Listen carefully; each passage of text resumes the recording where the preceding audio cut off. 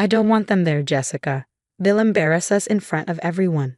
My mother-in-law's voice crackled through the phone, each word hitting me like a physical blow. The twins, they're just not appropriate for such an elegant event. I stood in my kitchen, gripping the counter so hard my knuckles turned white, staring at the handmade anniversary card my 8-year-old twins had spent hours creating. Emma and Ethan had poured their hearts into it, carefully writing each letter despite their physical challenges. Marie, they're your grandchildren, I said, fighting to keep my voice steady. They've been looking forward to your 40th anniversary party for weeks. Looking forward to it? She scoffed. They can barely walk properly. Do you know how it would look to have them wobbling around the country club? My friends from the charity board will be there. I have a reputation to maintain. My name is Jessica, and at 35, I've spent the last 8 years fighting for my twins' right to exist in spaces where people like my mother-in-law think they don't belong. Emma and Ethan were born with cerebral palsy. While their minds are sharp as tacks, their bodies don't always cooperate. Every step is a victory. Every clearly spoken word is a triumph. Besides, Marie continued, her voice dripping with fake concern, it's really for their own good. All those people staring, judging. It would be cruel to subject them to that. I thought about my children's faces when they helped me pick out their special outfits for the party. Emma had chosen a purple dress to match her grandmother's favorite color. Ethan had insisted on wearing a bow tie, practicing for hours in front of the mirror to tie it himself. What about Michael? I asked, mentioning my husband. What does he think about this? Oh, Michael agrees with me, Marie said quickly, too quickly. He understands the importance of appearances. You can come, of course. Just find a sitter for the twins. I closed my eyes, remembering all the times Marie had excluded my children. The family photos they were mysteriously absent from. The holiday gatherings where they were relegated to a separate table for the kids, despite being the only children present. I'll talk to Michael about this, I said finally. There's nothing to discuss, Marie snapped.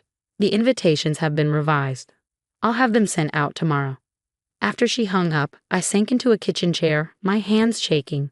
The twins were at physical therapy with Michael, blissfully unaware that their grandmother was systematically trying to erase them from family history. I pulled out my phone and dialed Lisa, my sister-in-law.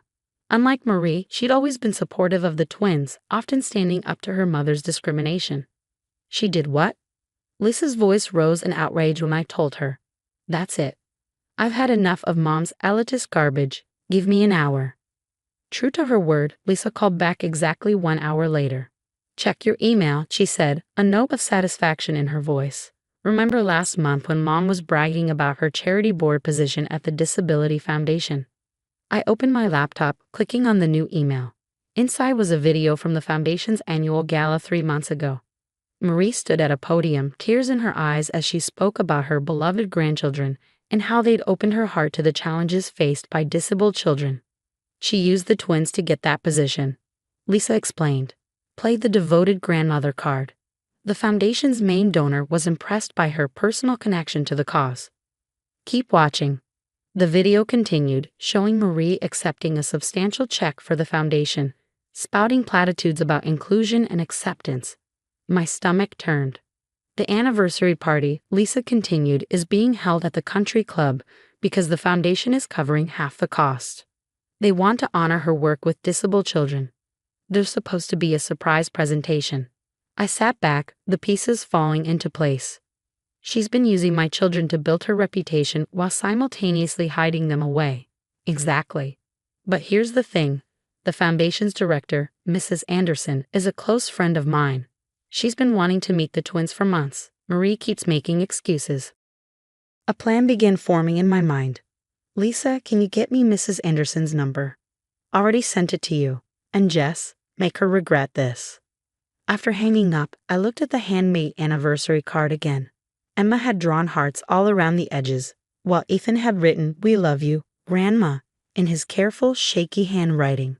They'd worked on it for days, determined to make it perfect. I picked up my phone and dialed Mrs. Anderson's number. She answered on the second ring. Mrs. Anderson, this is Jessica Chen, Marie Mitchell's daughter-in-law. I think there's something you should know about my children's relationship with their grandmother. By the time Michael brought the twins home from therapy, I had everything in place. He found me in the kitchen, starting dinner. Mom called, he said, hovering in the doorway. Something about the party invitations being revised. I turned to face him, noting the guilt in his expression. Did she tell you why? He shifted uncomfortably. Jess, you know how she gets. Maybe it would be easier if. If what? I interrupted.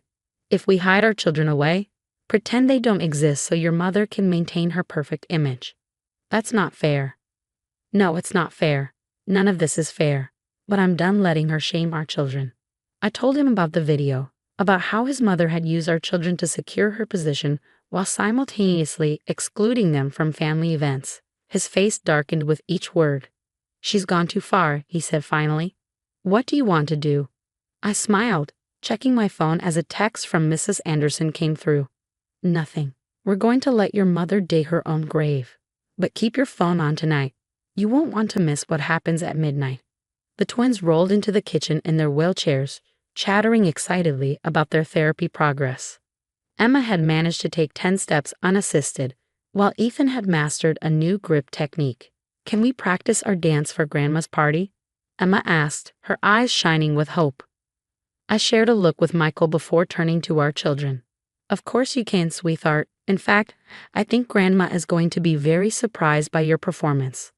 As I watched them practice their wheelchair waltz, something they'd been working on for weeks as a surprise for the anniversary party, I knew Marie's midnight wake-up call would be one she'd never forget. I couldn't sleep that night, watching the clock inch toward midnight. The twins were tucked in bed, their dance outfits carefully laid out for tomorrow's practice session. Michael sat beside me in the living room, both of us staring at our phones. At exactly midnight, my phone lit up with a text from Mrs. Anderson. It's done. Seconds later, Marie's number flashed on Michael's screen. He put it on speaker. Michael. Her voice was shrill, panicked. Turn on channel 7 right now. Someone's trying to destroy me. We already had the TV on, watching as the local news station aired its midnight special report. The headline scrolled across the bottom.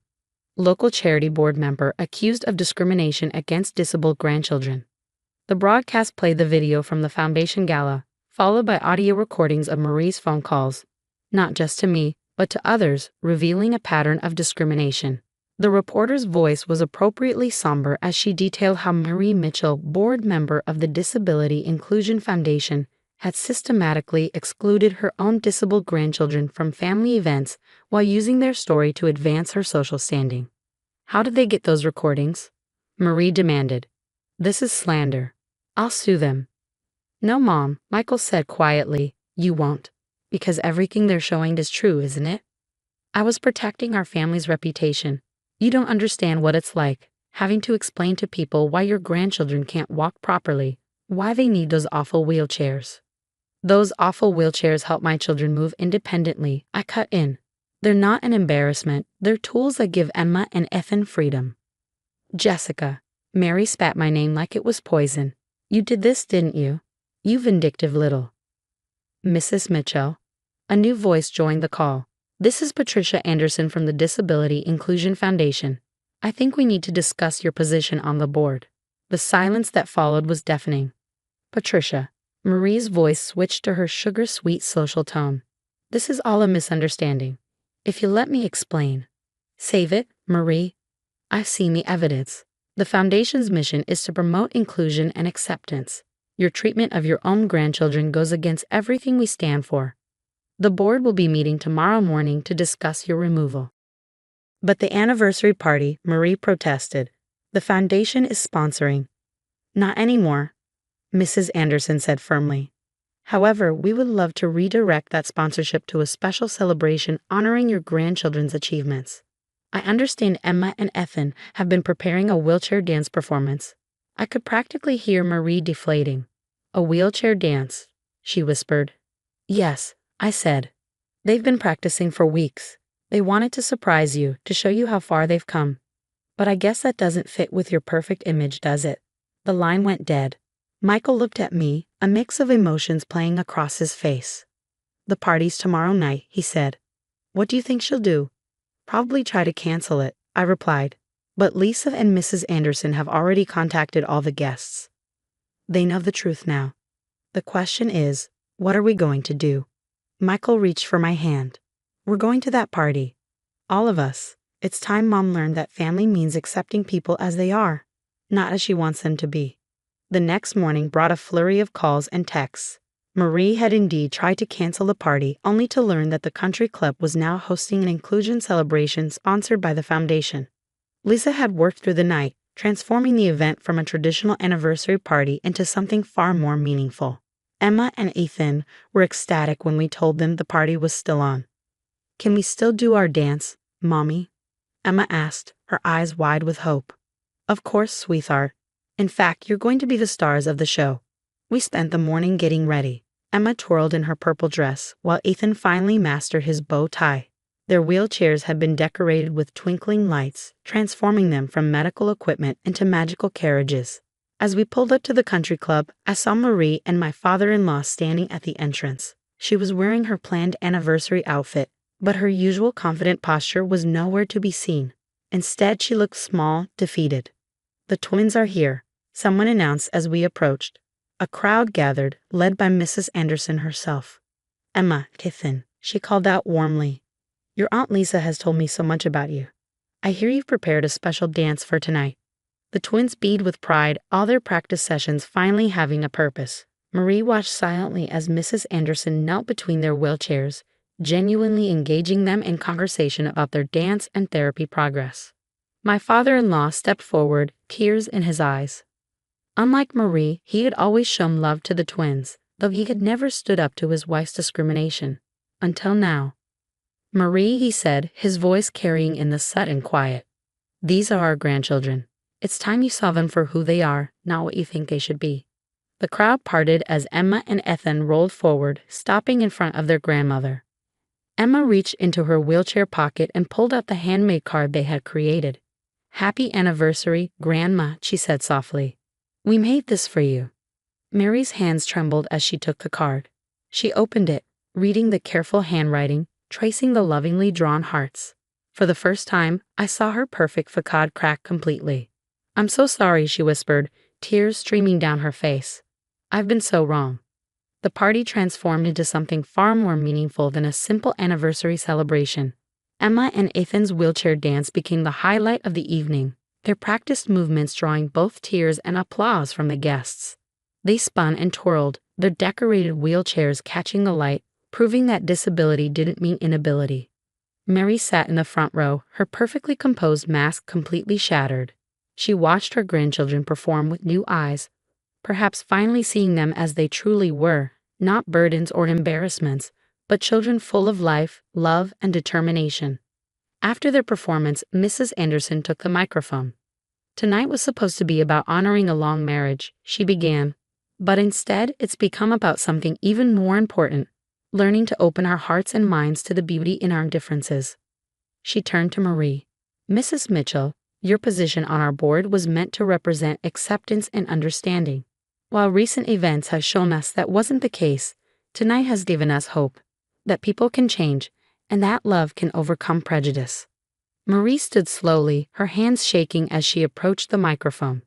The room fell silent.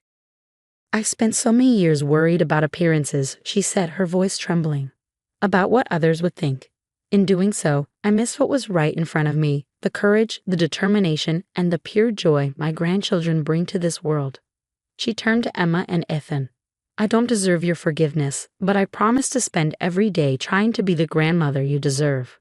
Emma rolled forward, taking her grandmother's hand. We love you, Grandma, she said simply.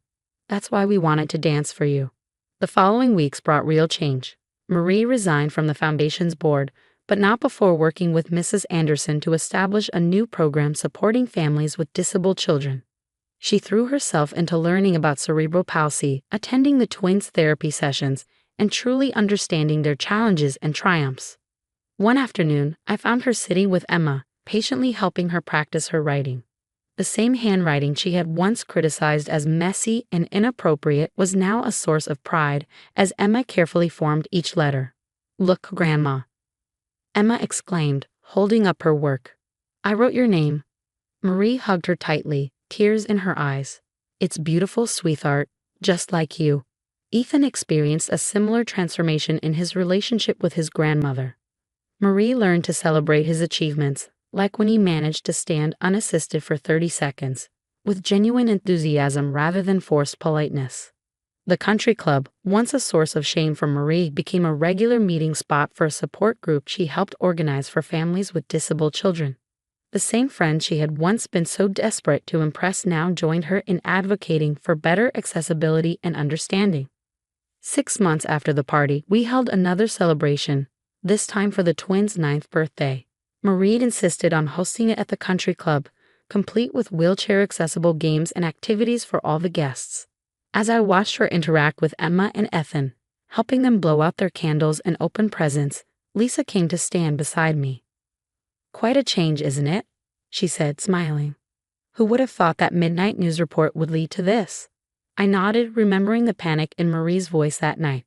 Sometimes people need a wake-up call to see their own prejudices. "You know," Lisa added, "Mom told me yesterday that those therapy sessions she's been attending, they're not just about understanding the twins. She's working through her own issues, confronting why she was so focused on appearances." The party wound down as evening approached. Emma and Ethan were surrounded by friends, both wheelchair users and non-wheelchair users, all playing together without a hint of the discrimination their grandmother had once feared. Marie approached me as I was packing up decorations. "Jessica," she said softly, "I know I can never fully make up for how I treated them, how I treated you.